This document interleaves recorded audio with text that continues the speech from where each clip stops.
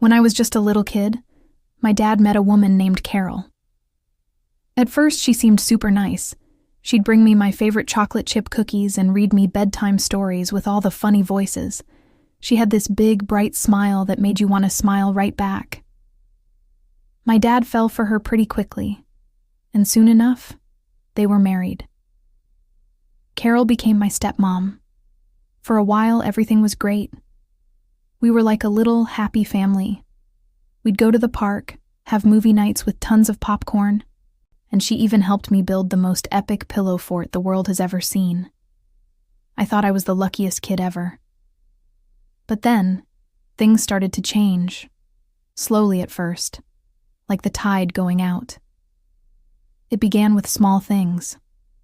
My favorite teddy bear, the one my mom gave me before she passed away, suddenly went missing. I looked everywhere for him, under my bed, in the closets, even in the laundry basket. When I asked Carol if she'd seen him, she just shrugged and said, "Oh, honey, you're getting too old for stuffed animals anyway. It probably got thrown out." My heart sank. I knew I wouldn't have thrown him out. Ever. Then, a beautiful necklace my dad had given my mom, which he was saving for me, disappeared from its little velvet box in his dresser. Dad was upset, but Carol convinced him he probably misplaced it during their last spring cleaning. "Don't worry, darling. It'll turn up," she'd say, patting his arm. But it never did.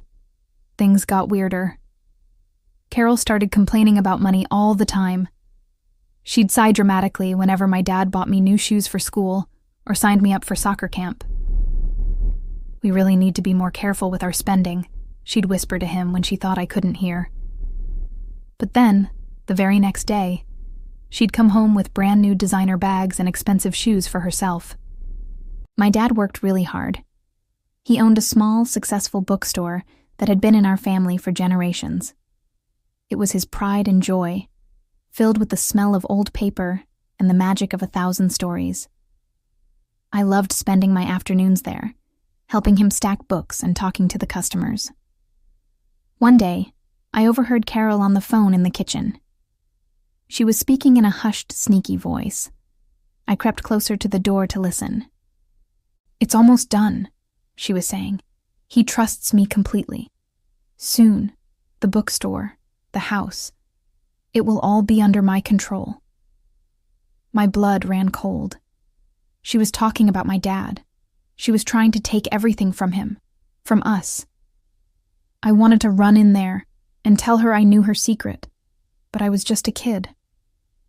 Who would believe me over her? She had my dad completely fooled. I knew I needed proof, something so solid that my dad couldn't ignore it. I had to become a detective. My mission started that night. I knew Carol kept an old laptop in her study, a room I was usually not allowed to enter. After she and my dad went to bed, I tiptoed down the hallway, my heart pounding in my chest like a drum. The floorboards creaked with every step. I gently turned the doorknob to the study and slipped inside. The room was dark, but the moonlight shining through the window gave me just enough light to see. I found her laptop on the desk and carefully opened it. I held my breath, hoping it wasn't password protected. It wasn't.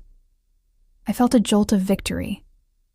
I started searching through her files and emails. It felt wrong, like I was invading her privacy, but I knew I had to do it for my dad. And then I found it. An email folder labeled "The Plan." My hands were shaking as I clicked on it. Inside were emails between Carol and a lawyer.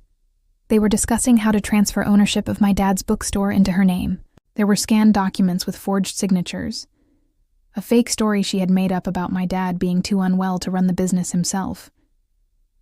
She was planning to take it all, and then leave him with nothing. Tears welled up in my eyes. How could she be so cruel? I knew what I had to do. I couldn't just print the emails. She'd know I had been on her computer. So I took out my phone and snapped pictures of everything. Every single email, every fake document. I made sure the photos were clear and readable. Then, I carefully closed the laptop wiped away my fingerprints with my sleeve, and tiptoed back to my room, my heart still racing. The next morning at breakfast was the hardest part. I had to act completely normal. I talked about my school project and ate my pancakes while Carol sat across from me, smiling that fake, sweet smile. She had no idea that her whole evil plan was sitting right on my phone. I waited until Carol went out for one of her long shopping trips. My dad was sitting in the living room looking tired and worried. Carol's constant complaints about money were really getting to him. I took a deep breath and walked over to him. "Dad," I said, my voice trembling a little. "We need to talk. It's about Carol." He looked at me, concerned. "What is it, sweetie? Did something happen?" I sat down next to him on the couch. "I know you love her, Dad, but she's not who you think she is. She's been lying to you." He frowned.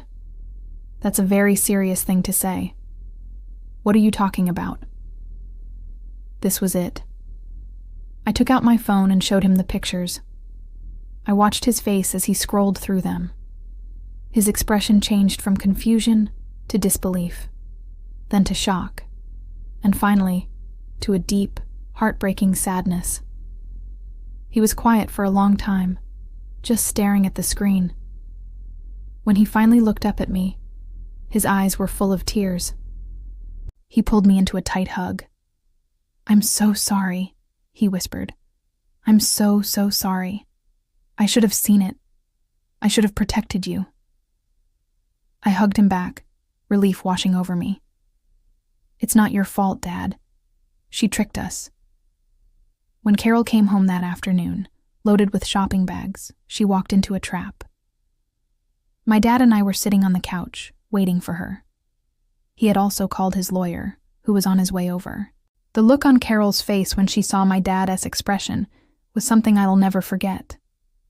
Her fake smile dropped instantly. "What's going on?" she asked, trying to sound innocent. My dad stood up.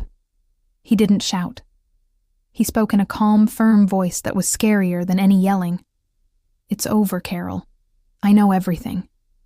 He showed her the evidence on his phone.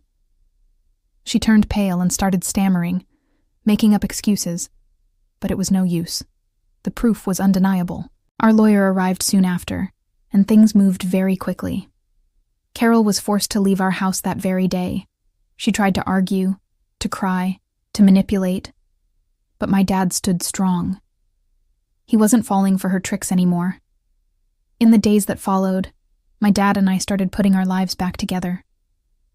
It was hard, and my dad was sad for a while, but we had each other.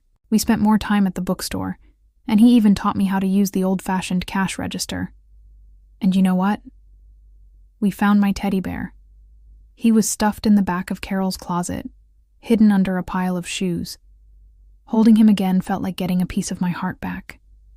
It took time, but our little house started to feel like home again, filled with real laughter and real love, not fake smiles and secret plans. I learned that even when you're just a kid, you can be brave. You can stand up for what's right and protect the people you love. And that's a story more powerful than any you'll find in a book. Thanks for listening to my story. It's a bit of a crazy one, I know. If you liked it, don't forget to hit that like button and subscribe for more. See you next time.